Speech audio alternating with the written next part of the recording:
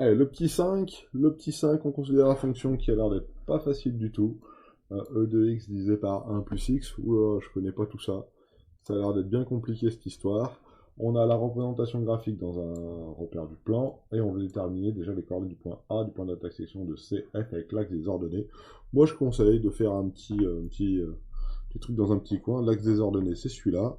Le point A il va se situer ici. C'est lorsque... Alors celui-là est mort, ça y est. Décédé mon stylo. On va essayer d'en trouver un autre. Bougez pas. Donc le point A, il va se situer ici. Voilà. Le point il va se situer ici sur l'axe des ordonnées. Donc l'axe des ordonnées c'est bien là. Donc c'est lorsque, si c'est sur l'axe des ordonnées, c'est lorsque x égale 0. Voilà. Et il faut donc calculer f de 0. Alors, premier exercice, calcul de f de 0. F de 0 est égal à exponentielle de 0 sur 1 plus 0, ce qui fait donc 1. Exponentielle de 0, ça fait 0. 1 plus 0, ça fait 1. Exponentielle de 0, ça fait 1. 1 plus 0, ça fait 1. 1 sur 1, ça fait 1. Wow, trop bien. Donc ici, on est à 1.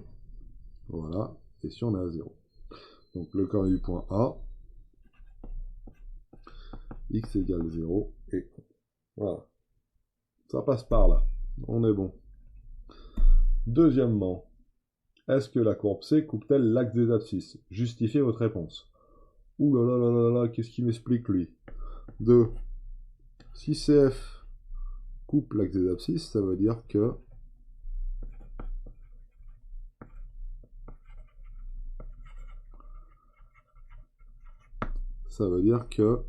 il existe une solution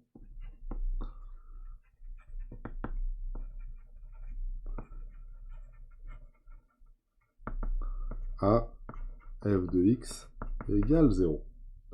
Est-ce qu'il existe une solution à f de x égale 0? Eh bien, ça, c'est une bonne question.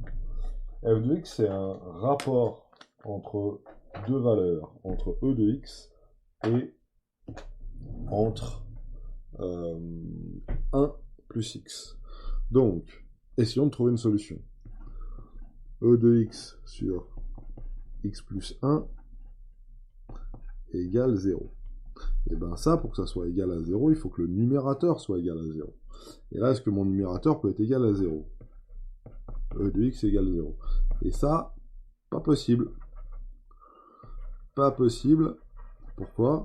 Parce qu'on sait que, dans le cours, on sait que E de x est strictement supérieur à 0. Ce n'est jamais égal à 0. E de x, même si elle... Voilà, elle croît comme ça. Elle passe par 1 ici, mais elle n'est jamais égale à 0. Donc, forcément, cette équation-là n'a pas de solution. Donc, pas de solution.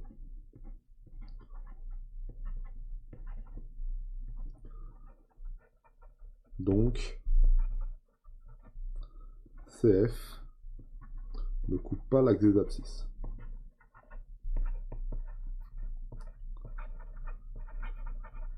Oh, c'est l'horreur, ces stylos. C'est l'horreur. On est bon. Allez, on continue. 3. On note f' de x la fonction. Montrer que f' de x égale tout ça. Bon. Alors, un calcul classique de dérivée. E de x sur 1 plus x. Alors, c'est égal à u sur v. Avec u qui vaut e de x. Donc, u'. Ah, c'est facile. C'est e de x. La dérivée de e de x, c'est e de x. La dérivée de 1 plus x, c'est 1. La dérivée de 1, c'est 0. La dérivée de x, c'est 0. La dérivée de x, c'est 1. Donc ça fait 0 plus 1, ça fait 1.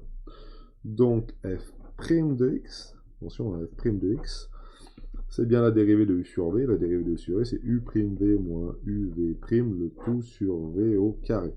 Allez, on se concentre. U'. Ah, c'est facile, c'est e de x. V, bah, c'est 1 plus x.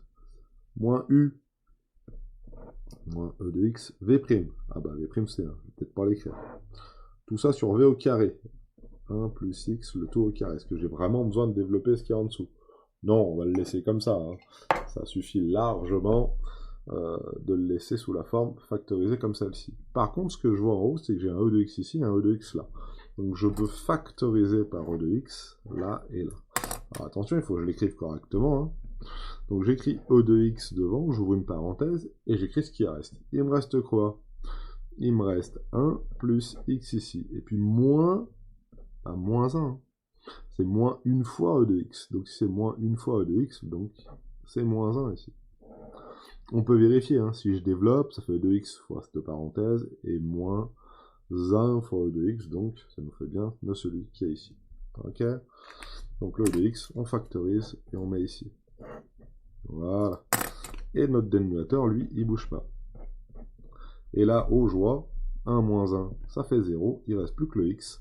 Donc ici, il me reste uniquement x, e de x, facteur de 1 plus x, le tout au carré. Donc ma petite dérivée, f' de x, c'est ça. C'est x, e de x sur 1 plus e de x au carré. Et maintenant, le but du jeu, c'est d'étudier le signe de f' de x. Bon, bah, on va le faire derrière. 4. Signe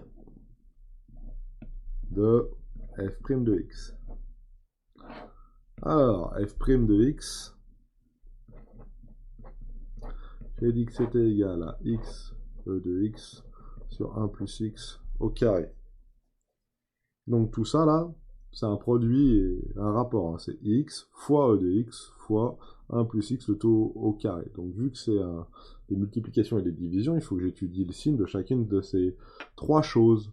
D'abord, il faut que j'étudie le signe de x, oulala comment c'est dur, le signe de 2x, oulala comment c'est méga dur, et le signe de 1 plus x, le tout au carré, c'est encore plus dur. Bon bah le signe de x, c'est très difficile, hein. X est positif si x est positif. Oulala, ça c'est nul. Hein. Donc en effet, si x est supérieur à 0, bah x est supérieur à 0. Donc le signe de ça, c'est toujours positif si c'est positif. Donc ça, c'est une nullauté. X, e de x est toujours positif pour tout x de... Alors il nous demande d'étudier ça sur 0 plus l'infini, donc pour tout x appartenant à 0 plus l'infini, on est d'accord. Et j'ai besoin aussi du signe de 1 plus x au carré. Oh ben 1 plus x au carré est aussi positif pour tout ça. Donc si je dois dresser le tableau de variation, x positif, alors c'est sûr, ah mais c'est sur 0 plus l'infini, oh, c'est encore plus simple. 0 plus l'infini, voilà. Voilà, j'ai peut-être même pas besoin de faire tout ce tableau, mais on va l'écrire quand même, vous allez voir comment c'est simple. Voilà, nos trois petites choses, notre f' et notre f. Et vous allez voir, c'est simple comme tout. X est donc positif ici. Si x est supérieur à 0, x est positif. Waouh. Waouh, ça c'est super. E de x est positif pour tout x. Et ça, 1 plus x au carré est positif aussi. Ça veut dire que f' de x, elle, est positif aussi. Hein. Un positif fois un positif fois un positif, ça fait un positif. Et ça fait f de x qui doit être donc croissant. Est-ce qu'on peut calculer f de 0? Oui, je l'ai fait. Ça fait 1. C'était la première question qu'il y avait ici. Voilà. Donc maintenant, essayons de voir sur une calculatrice si on ne s'est pas trompé. Et il faut taper f de x. Et f de x, c'est celle qui était juste en haut ici. Donc c'est parti, un petit coup de f de x à l'intérieur de ma calculatrice, menu graphe, graphe, ici. Et on a donc e de x, le tout divisé par, alors peut-être il va peut-être falloir mettre des parenthèses, 1 plus x, il va me dire qu'il me manque la parenthèse au début à tous les coups, je vais la remettre, je me suis pas trompé, on la trace, ah, et sur 0 plus l'infini, hein, parce que c'est ce qui était demandé, hein, sur 0 plus l'infini, hein, donc ça grimpe bien. Alors je vais être sûr, V Windows 0 plus l'infini, je vais mettre 10, voilà. Je sais que mon minimum ça va être 1, parce que il est ici mon minimum. Donc je vais mettre ymin égale 0, histoire de voir correctement. Et puis mon maximum, je sais pas, hein. Allez, je vais mettre 10 peut-être. Je sais pas trop, mais c'est pas grave. On verra bien. Voilà, ça fait quelque chose de comme ça. Et si je veux faire un zoom auto, voilà, je vais l'avoir grimpé très très vite ici. Vous voyez, pour 10, je suis vraiment très très haut, hein. Si je prends par exemple 5, ça suffira largement, je pense. On la verra. Ah, on la voit plus, hein, 5, elle est trop en bas, donc il faut bien que je fasse un zoom automatique. Et je la vois bien bien bien grimper, hein. Ok. Là, on est pas mal du tout, là. Là, on la voit bien. Donc voilà. Et pour x égale 0, donc, pour x égale 0, elle est bien à 0. Elle ne coupe pas l'axe des abscisses. En tout cas, sur 0 plus l'infini, elle ne coupe pas l'axe des abscisses. On peut même voir pour tout R, si elle coupe l'axe des abscisses, ça serait intéressant. Donc pour tout ça, il faudrait revenir à la vision qu'on avait dézoomée d'avant. Voilà. Ah, là, elle s'approche de 0, mais est-ce qu'elle touche l'axe des abscisses? J'en suis pas sûr. Il faudrait jeter un petit coup d'œil par là. On peut faire un petit coup d'œil par ici. Zoom in. Là. Oh, on voit plus rien. Zoom in.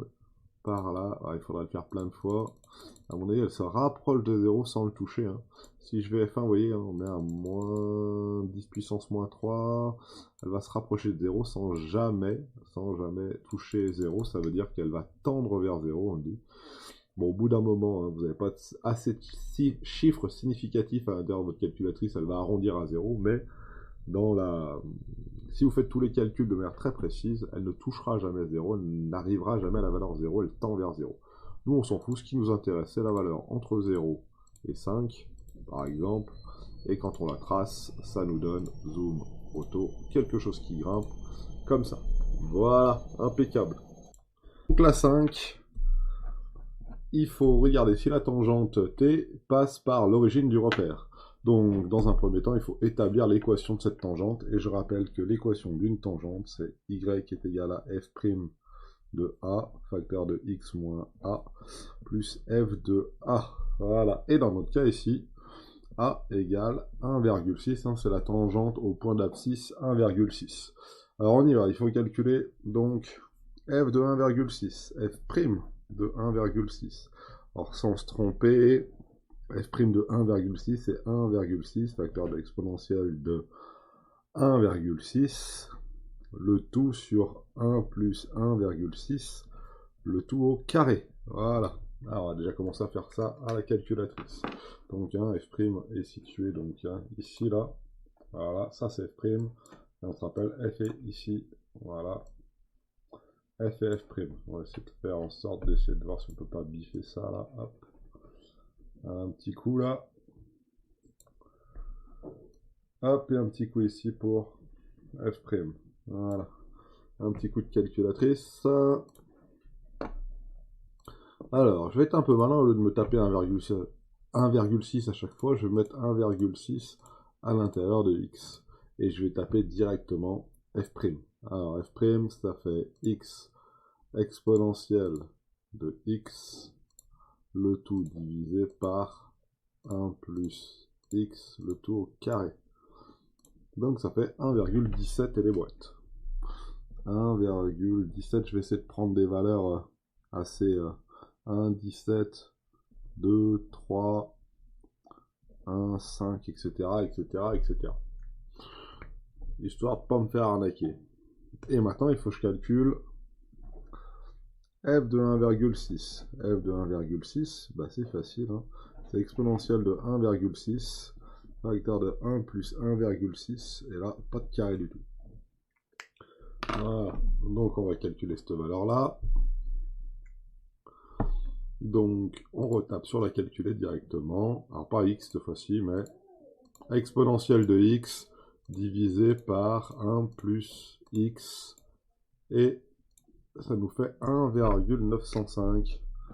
1,905 0,112. Voilà. Donc, on va remplacer tout ça par les valeurs, mais je ne vais pas écrire peut-être tous les chiffres significatifs, mais je vais en garder quelques-uns. On va couper la calculatrice ici et on va l'écrire. C'est parti. Y égale f' de a, donc c'est 1,1172. Facteur de x moins a. J'ai dit que a c'était 1,6. Le tout plus f de a, 1,905. 905. Voilà, donc on va faire le petit calcul. Ça fait 1,700 environ, hein, x moins 1,6 fois 1,702, le tout plus 1,905. La question reste à savoir si tout ça là, ça vaut 0 ou pas. Donc tout ça c'est l'ordonnée à l'origine. Et l'ordonnée à l'origine, donc, c'est ce qui passe là. Est-ce que ça vaut 0 ou pas du tout? Alors il faut faire ça comme calcul à la calculatrice. Donc moins 1,6 fois ce qu'il y a au-dessus là. Plus ça. On va bien voir ça. Allez, c'est parti. Donc, moins 1,6 fois 1,702, 3, 1, 5, 3, 6 et 7. Et tout ça plus 1,905, 0, 12, 4, 7, 1. Comme ça, au moins, on est bon. Et ça nous donne 0,029. Donc, ça, c'est moins 0,029. Donc, et puis encore, il y a des choses derrière, hein, 3, 0, 7, etc. Donc, c'est différent de 0. Et vu que ce truc-là est différent de 0, alors, t ne passe pas par l'origine du repère. Ne passe pas par l'origine du repère. Voilà, petite vérification avec GeoGebra. Donc regardez bien, avec GeoGebra, j'ai tracé ici, là, j'ai tracé ici la fonction f, qui est ici, donc on va avoir en plein écran ici, voilà. J'ai tracé ici la fonction f.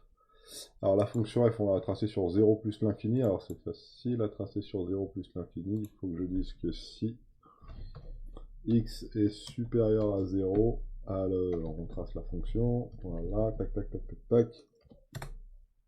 Voilà, ma fonction f tracée sur 0 plus l'infini.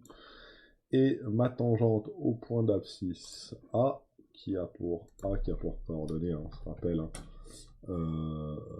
x égale 1,6 et f de 1,6. Voilà, mon point A se situe là. Donc on le voit bien tous, hein, il est ici.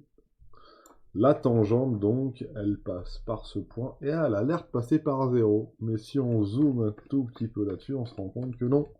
Elle passe un petit peu au-dessus. Et si on regarde ici à quelle hauteur il est, et ben il est à 0,03. Alors 0,03, ça correspond à notre 0,029 ici. Ça correspond à notre 0,029 ici. Hein. Et puis en plus, ça devrait être un plus. Voilà. Et si on regarde bien, on va afficher un tout petit peu plus d'arrondi. Si je mets 5 arrondis, 0,02931, ah c'est bien ce qu'on avait, nous, hein. On avait bien, nous, ici, dans le cas 0,029, quasiment 31, donc on est pas mal du tout. Et on va, dans GeoGebra, faire un petit dézoom, et ça pouvait être, en effet, extrêmement trompeur. Ça pourrait être, en effet, extrêmement trompeur quand on le représentait sur une calculatrice. Voilà, on est pas mal du tout là.